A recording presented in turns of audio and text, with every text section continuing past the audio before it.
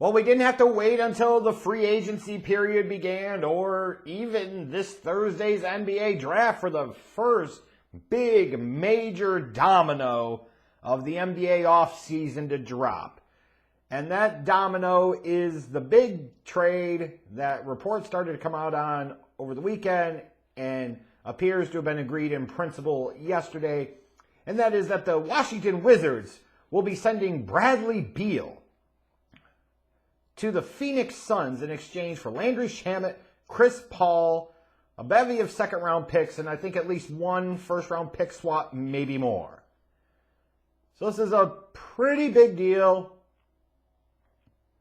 Wizards finally pulled the trigger on trading Beal to a contender, in theory at least a contender, and this was a necessary thing. It needed to happen. The Wizards are not a destination place for free agents. They clearly didn't know what they were doing in terms of like building a contender around Beal, and nor is Beal really an alpha type of guy anyways that you can realistically build a championship contender around. You know, they kept Bradley Beal for as long as they could. You know, it's funny, isn't it? A few years back, you're talking about John Wall and Bradley Beal, one of the best backcourts in the league, and now they're both gone, right? Here's the thing, and you're going to see some Wizards fans, whoever exists of them that is, complaining about the Wizards and talking about how they suck and they're a dumpster fire. Well, frankly, they were largely a dumpster fire with Beal any fucking ways. So why pay a guy $50+ million a year to still be a dumpster fire? That makes no goddamn sense. You stunk with him, you might as well stink without him and get some other capital in return. Now we'll see whether or not they're able to get a third team involved so they can peel off Chris Paul maybe for some additional picks to a contender, whatever the case might be. You know, so you might hear some criticism about how they didn't get a great package in return. But I think Brian Windhorst on ESPN a few days ago referenced this, that if Bradley Beal was traded, the package would not be what you might expect because that contract was very onerous and teams weren't exactly going to be over the moon with trying to pick up that type of contract. And that certainly seems to have been evidenced in the trade package that you see. It wasn't the premium type of package you would expect, but it realistically probably was about the best that the Wizards were going to get, especially because Bradley Beal had the no trade clause and he could reject any deal if he didn't want to go there, you know, and props to him. He stayed in Washington for as long as it made sense to get as much damn money as he possibly could, get the max of the max that he could. And when the time was right to start thinking about that second half of his career and where he might go to be a contender, he's got his money. Now he can pick and choose his spot. Leverage is beautiful when you can get it, and more importantly, when you fucking use it. So Bradley Beal is off to the desert playing for the Phoenix Suns. The Wizards go back to being irrelevant. Well, they already were with Beal anyway, so again, what the hell is the difference? But looking at this for the Phoenix Suns, at least you could say they're understanding the game that they're in terms of when you make the trade for Kevin Durant, your goal is not making the Western Conference semifinal round. Your goal is to get to and win the NBA Finals. It is to win a championship, perhaps more than one. That is the name of the game, period. So I give a lot of credit to the Suns for at least understanding the game that they're in. They have a championship window now. They have to maximize upon it. And they could clearly see that the structure of team that they had with Durant, Booker, CP3, Ayton, that shit wasn't working and you had to mix it up somehow. Now, whether or not this is the right way to shake it up is an entirely different conversation. Because this contract is monstrous. Odorous, I would say, for a third option. You look at Bradley Beal's contract, it's over $207 million, 100% guaranteed over the next 4 seasons if you include that 2026-2027 player option of $57 million, which you would most reasonably assume that Bradley Beal would pick up in a few years from now, because why the hell wouldn't he? So you're talking about the frickin' Suns paying Beal $46.7 million in this upcoming season, $50.2 next year, $53.6 million the following year, and then the $57.1 million player option. Holy Christ. For Beal to come in and be the established third option. Not the first, not even the second, the third option. And if you want to talk about, well, the salary cap is going to grow and it's going to be larger. Okay, so the salary cap next year is projected to be what? Somewhere around $134, $135 million? The luxury tax threshold, 160, 162, 164 million, somewhere in that range. When you mix in Kevin Durant, whose contract the next 3 years in his age 35 to 37 seasons is 47.6, 51.1, and 54.7 million. Devin Booker, who's in the last year of his current contract, making $36 million, staring down the barrel of a max, maybe a super max, a $50+ million deal. That's $150 million plus for 3 players.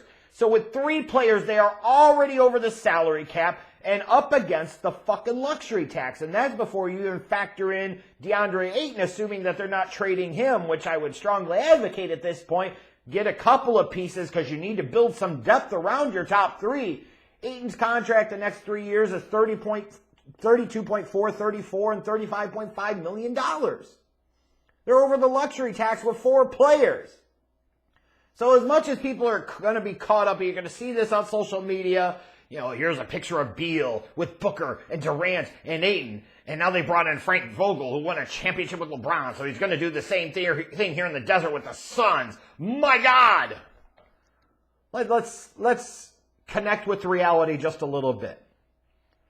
There are a lot of problems with this trade for the Suns. This is a huge risk, and one that I can't say for certain is absolutely going to pay off.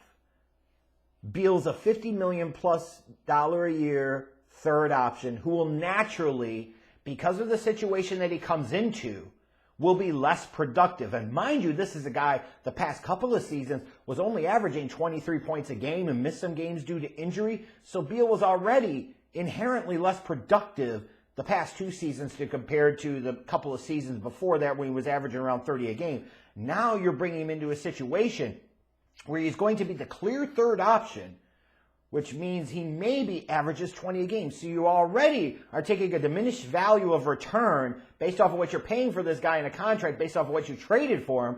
When you look at that from that lens and that context, you understand what the Suns gave up in Paul, Shamet, second rounders, first round pick swap or 2, is they're traded for a third option. The problem is the contract doesn't match the value of a third option. It's also adding him into a mix with Booker and Durant. It's not like Beal is an outstanding marksman as a 3-point shooter. He's league average at best. And he's not a great defender. So how's that going to help you when you're taking on the freaking Nuggets and Jokic and Murray and Porter Jr.? How's it going to help you when you're taking on the Warriors? How's that even going to help you taking on the Lakers and AD and LeBron?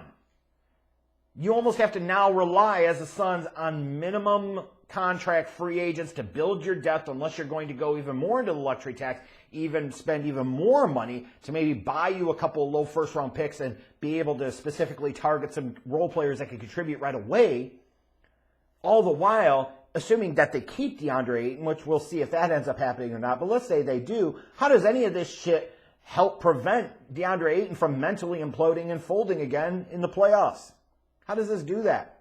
And what happens if Booker, Durant, Beal, any one of them has an injury? You're basically screwed. It's a huge risk to take when you look at these 3 that you're going to be putting all of your eggs into that basket. Look, I applaud the Suns again for understanding the mission, understanding the spot, understand the game that they're in, and going all in. That said, this is an incredibly risky play by Phoenix. And they better hope it works. They better hope this is not one of these Brooklyn Nets situations from several years back. They better hope this shit works. And frankly, it needs to work in 2023, 2024, because anything after that certainly isn't promised and could certainly be even less likely. Next year has to be the year, which is incredibly risky when you go down this kind of super team route, because it could take 2 years or so for these teams and the talent to really vibe, to really figure out their chemistry together. And then you're talking about looking at 2024, 2025. when Kevin Durant's going to be age 36? Yikes. Bradley Beal will then be on the wrong side of 30 with a little bit of recent injury history behind him? Yikes. Good luck with that. I look at this deal, and people are focusing on the name more than the fit and what it means, and I question whether or not the Suns are even going to make it to the Western Conference Finals next season. Let alone the NBA Finals, let alone win a championship. You traded to get a guy to pay him $50+ million the next few years, which is going to hamstring your ability to put complementary pieces on that roster around your big three for less production than what the Wizards were getting from him as the clearly established top guy. Good luck with that, Phoenix. You better hope it works. It can, but man, it is fucking risky.